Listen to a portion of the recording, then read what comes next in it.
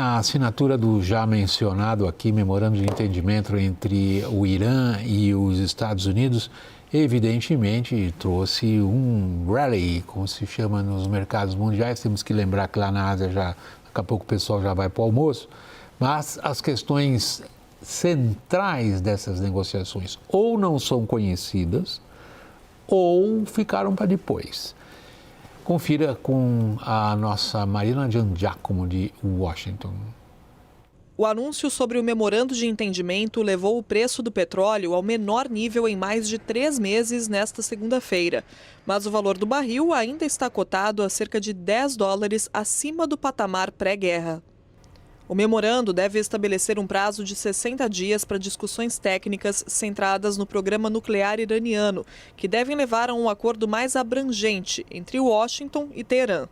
Nessa janela de 2 meses, segundo o governo americano, o Estreito de Hormuz não deve estar sujeito ao controle do Irã sobre o tráfego de navios petroleiros, nem a bloqueios americanos de embarcações que partem de portos iranianos. Os Estados Unidos dizem que as negociações terão como base a premissa de que o Irã nunca deve adquirir ou ter condições de desenvolver uma arma nuclear. Teherã busca um alívio ao menos parcial das sanções econômicas antes de avançar nas discussões, mas os Estados Unidos cobram compromissos antes disso. Mediador do acordo, o Paquistão afirmou que o memorando declararia o fim imediato e permanente das operações militares no Oriente Médio, inclusive no Líbano. Mas não está claro se a demanda iraniana pelo fim dos ataques de Israel ao país vizinho, realizados sob a justificativa de combater o Hezbollah, foi atendida. O primeiro-ministro israelense Benjamin Netanyahu disse que as tropas do país continuarão ocupando o sul do Líbano enquanto for necessário.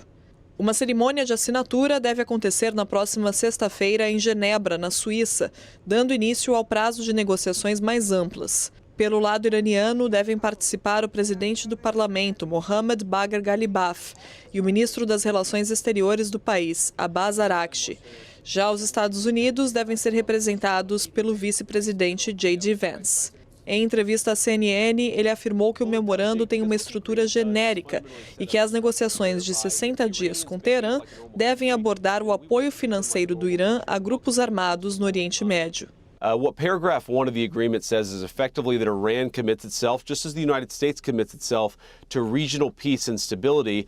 And part of that, Jake, is that the Iranians have to stop funding violent terrorist organizations. They have to stop funding regional instability. Conosco agora Carlos Gustavo Podio, ele é especialista em política dos Estados Unidos e leciona ciência política no Berea College, em Kentucky, de onde está participando remotamente. Em primeiro lugar, obrigado por estar conosco. Boa noite, Carlos. Boa noite, William, Lorival, que nos assiste. Prazer estar aqui com vocês. Vamos lá, então. Estrutura genérica. Um tipo de entendimento como esse é o que ninguém gosta de ouvir. O fato é que não tem acordo nenhum, né? O que tem são versões de um possível, como foi falado, memorando de entendimento, que vai dar 60 dias para chegar a algum tipo de acordo. O que nós temos é, portanto, a necessidade do governo Trump de lidar com um tema de curto prazo. A agenda do governo Trump é a agenda eleitoral. A preocupação do governo Trump é entregar algum tipo de resultado até o final do ano, ou antes do final do ano, para isso ter algum impacto nas eleições de meio de mandato. Então, o Trump estava com essa batata quente política nas mãos, que é a guerra do Irã, e uma batata quente econômica, que é a questão do preço do petróleo derivado dessa guerra do Irã, né? Então, o que esse memorando aparentemente traz é uma volta às condições antes da guerra, né? Nenhum tema substantivo que alegadamente teria levado os Estados Unidos a atacar o Irã está sendo tratado nesse memorando. Foi mostrado aí na reportagem do J.D. Vance, e hoje ele fez um tour em diversos programas de televisão norte-americanos, e o que você percebe da explicação do J.D. Vance, que parece quem está herdando este acordo, né? Quem está sendo a face deste acordo, o próprio senador Lindsey Graham fez um post no Twitter dizendo que a arquitetura é do J.D. Vance, então isso está sendo politicamente colocado na conta dele. É interessante que o Marco Rubio, por exemplo, não deu as caras, né? Então, este acordo que está na conta do J.D. Vance, por enquanto, não traz nenhum tipo de questão substantiva daqueles objetivos que terão levado os Estados Unidos à guerra, mas tenta, em certa medida, levar ao status quo antes da guerra, coisa que me parece impossível nesse momento. Bom, a gente destacou, eu destaquei até no começo dessa edição do WW, Lorival. É boa notícia, é grande notícia. O Hormuz voltar a ser o que era. Depois de todos esses ataques, depois desse dinheiro. Agora, essa boa notícia é para todos nós. Afinal de contas, como a gente destacou aqui muitas vezes, o impacto do fechamento do Estreito de Hormuz tem enormes consequências aqui, direto, num setor fundamental da nossa economia, que é o agro, por exemplo. Fora o que custa do posto de combustível e tudo mais, não vamos repetir tudo isso. Vamos voltar para o que parece que vai acontecer. O Irã recebe uma grana, né? Tipo assim, ó, bota uma grana aí para você ir começando a abrir isso. Agora à noite, fala-se que a grana podia subir para 300 bilhões de dólares. É o primeiro caso de alguém que apanhou e ganhou dinheiro para isso? O Irã apanhou porque foi bombardeado, porque teve boa parte da sua infraestrutura militar e até civil destruída, mas ele bateu estrategicamente, né? Ele soube trabalhar o Estreito de Hormuz e assim, ele vai negociar esse acordo nuclear numa posição de muito mais força do que quando ele negociou com os Estados Unidos de Barack Obama. Por quê? Duas coisas fundamentais ele não tinha à época: urânio enriquecido a 60%, mais de 60%, 442 quilos nessa condição, 11 toneladas de urânio enriquecido em algum grau. Ele não tinha isso naquela época. Ele se limitou a 300 quilos de urânio a 3,67%, que é o necessário para gerar energia elétrica, né? E a outra coisa que ele não tinha era fechado o Estreito de Hormuz, nunca tinha feito isso.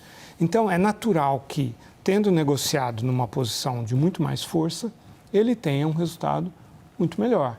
E o J.D. Vance disse à CNN hoje que o Irã terá um incentivo econômico a não levar adiante um programa nuclear militar e que o que poderá trazer muita prosperidade para ele. Nós estamos falando do regime que eles diziam que iam derrubar. E que, ao contrário, se ele insiste em ter esse programa, ele não vai ter dinheiro para fazer isso porque ele vai sofrer sanções dos Estados Unidos. Ou seja, toda a estratégia hoje dos Estados Unidos para evitar que o Irã chegue a uma bomba atômica é uma estratégia transacional, comercial. Que chega mais ou menos onde Obama tinha deixado e o Trump, que odeia o Obama. Tudo que ele fala é em contraste com o Obama. Qualquer coisa ele fala do Obama. Ele volta e meia cita que o Obama não soube negociar com eles, por isso que eu saí daquele acordo de 2018. Na verdade, os iranianos mais ou menos ficam naquela situação plus, né, com o material físico que naquela época ia ser já transportado para outro lugar, agora vai ser talvez diluído, isso é daqui 60 dias. Durante esses 60 dias, os iranianos não terão bloqueio dos portos deles e estão autorizados fora das sanções a vender petróleo. Ou seja, já vão começar a ganhar dinheiro. Agora, como que a gente espera que esse noticiário impacte sobre as eleições americanas próximas? Como você mesmo disse, essa assinatura eletrônica até aqui, ou a cerimônia na sexta-feira em Genebra, cumprem uma agenda de política doméstica americana. Pois é, eu destacaria também, William, só para complementar, quer dizer que qualquer tipo de garantia que o Irã não vai desenvolver armas nucleares não seria nenhuma novidade. Na verdade, o Irã tem falado sobre isso desde que assinou o Tratado de Não Proliferação na década de 70. Falou sobre isso um acordo que foi assinado pelo Obama, a que você fez referência. Ou seja, o grande problema não é o Irã escrever um parágrafo, assinar um documento dizendo que não vai desenvolver armas nucleares. É como isso vai ser garantido e verificado ao longo do tempo. Isso vai ser um problema muito mais forte para ser discutido lá na frente. O Donald Trump, ele claramente percebeu que esta guerra, entendeu, e os números comprovam isso, foi muito ruim para a sua popularidade, né? Esta guerra é uma guerra que ela já começa muito impopular, ao contrário, por exemplo, da guerra do Iraque, em que o governo Bush buscou convencer a população a que essa guerra era necessária, e quando o governo Bush entra em guerra contra o Iraque, consegue até o apoio de elementos importantes dentro do Partido Democrata, né? Bem verdade, havia o trauma do 11 de setembro, etc., mas um contexto muito distinto, uma guerra muito mais popular do que esta guerra contra o Irã, como foram outras guerras que os Estados Unidos entrou. O que há em comum é que essas guerras, ao longo do tempo, vão se tornando mais impopulares e, portanto, politicamente mais custosas para o presidente. Esse é um problema que as democracias enfrentam quando entram em guerra. Esta guerra é uma guerra que começou impopular e tornou-se mais impopular à medida que foi se estendendo. Então, o Trump opera, como disse, com esta agenda política e os iranianos estão entendendo isso. Quer dizer, quem está desesperado por um acordo aqui é o governo Trump, não é o Irã. O Irã tem outro tempo político nesse sentido.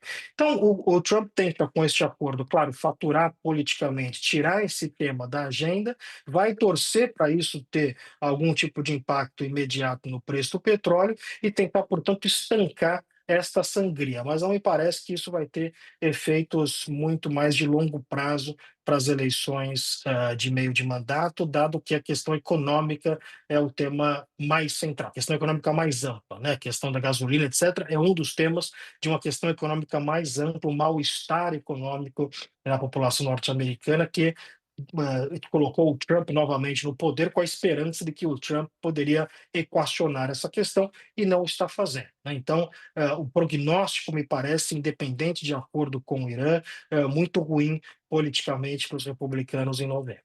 Agora, se a gente volta para a situação lá, Lorival, há um fundamento estratégico ali, que estava antes do acordo nuclear com Obama, lá em 2015.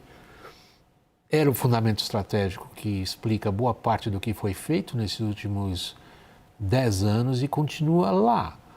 Se o Irã sempre foi considerado, do ponto de vista de Israel, o principal aliado americano na região, um perigo existencial, ele continua sendo um perigo existencial, nessa visão. Não se eliminou o perigo existencial do ponto de vista ou da perspectiva israelense. Está lá. 2, a capacidade desse, assim visto como perigo existencial para Israel, de infligir considerável dano não só aos países da região, mas à economia mundial, pela primeira vez foi demonstrada de forma muito evidente, muito evidente. Ou seja, todos os fundamentos que levaram a essas ações, a busca da coerção militar para atingir o objetivo político, continuam lá, com uma diferença talvez.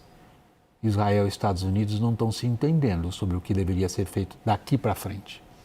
Todas as condições e objetivos dessa guerra foram deixados de lado, né? A mudança de regime, lembra do Trump convocando a população do Irã a ir para as ruas, a ajuda está chegando, agora ele negocia com esse regime que está aí, né?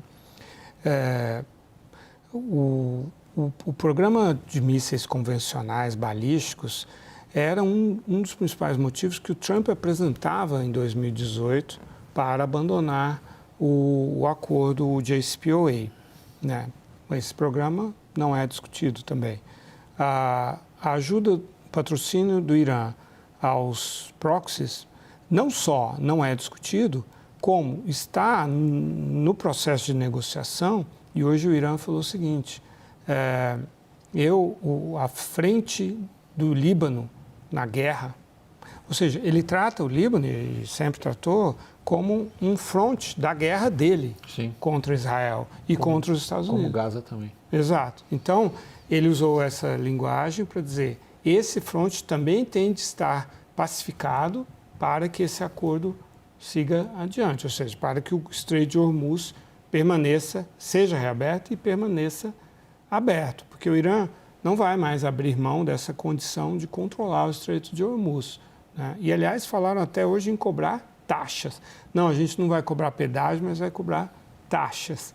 Então, todas as premissas da estratégia israelense e americana foram abandonadas, sendo que o Trump abandonou realmente e Israel está absolutamente inconformado com essa situação. E essa inconformidade, tanto do governo quanto da oposição israelense, oferece um risco real a esse acordo. Aliás, há quem acha que aqui, por vezes, se faz críticas ácidas ao Trump, as mais contundentes ao Trump vieram hoje de Israel. Dos dois lados do espectro político, dos dois lados. Para onde vai a cabeça do Trump agora? Vai para o hemisfério ocidental, Cuba? Olha, William, você sabe que uma das coisas mais difíceis de análise de política americana atualmente é saber para onde vai a cabeça do Donald Trump, né? O que a gente sabe é que, se a gente olhar em termos de questões mais amplas, né, da política externa do governo Trump, se encaixa nisso que você falou, ou seja, qual que é o grande...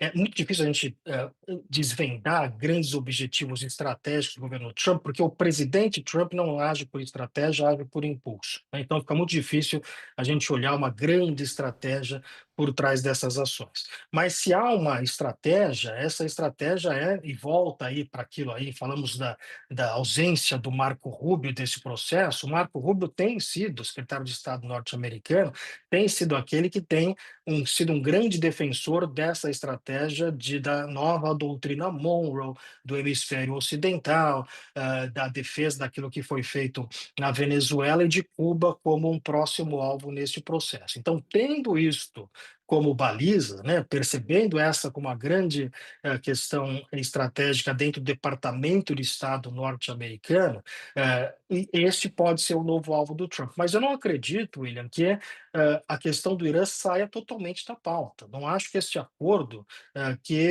tem algum tipo de perspectiva de resolver alguma situação. Acho que isso vai continuar sendo um ponto de atenção. Eu não sei nem se nós vamos ter 60 dias do Estreito de Hormuz aberto. Vocês estavam comentando aí sobre as divergências do governo Netanyahu que, aliás, o Netanyahu que deu uma entrevista coletiva hoje dizendo que não sabia os detalhes do acordo, está sendo deixado completamente escanteado desse processo, e depois deu uma outra entrevista dizendo, não, nós temos objetivos diferentes, eu sou amigo do Trump, etc., mas eu cuido de Israel, ele cuida dos Estados Unidos. Então tem uma série de problemas aí que podem acontecer no meio do caminho. Então, acho que a premissa de que a questão iraniana está equacionada e agora podemos focar em outras coisas, ela não é necessariamente correta, mas um próximo alvo, se é que existe algum alvo, e o Trump não se cansou dessa postura ativa internacional e vai se focar mais na questão doméstica, certamente me parece que seria, como você disse, Cuba seria aí o próximo da lista.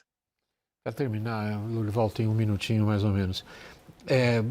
O horizonte de Hormuz, a gente pode confiar nesses 60 dias? Não, o JCPOA levou 1 ano e meio para ser negociado, né, em condições em que o Irã estava bem mais fragilizado do que hoje, né, e em que o Irã não tinha sofrido uma traição dos Estados Unidos, quer dizer, não tinha acontecido o que aconteceu depois, que os Estados Unidos romperam um acordo que foi duramente negociado. Então, hoje há um fator de desconfiança, o Irã não tinha sido bombardeado por Israel e pelos Estados Unidos 2 vezes, e como foi... Enquanto negociava. Enfim, houve uma série de traições, realmente, que os Estados Unidos fizeram com o Irã, iludindo o Irã de que poderia negociar, isso depois de haver rompido um acordo que estava assinado e tal, né? Não importa se foi outro presidente, foram os Estados Unidos. Então, o fator da falta de confiança é muito grande, de maneira que esses 60 dias são só um ponto de partida, não um ponto de chegada.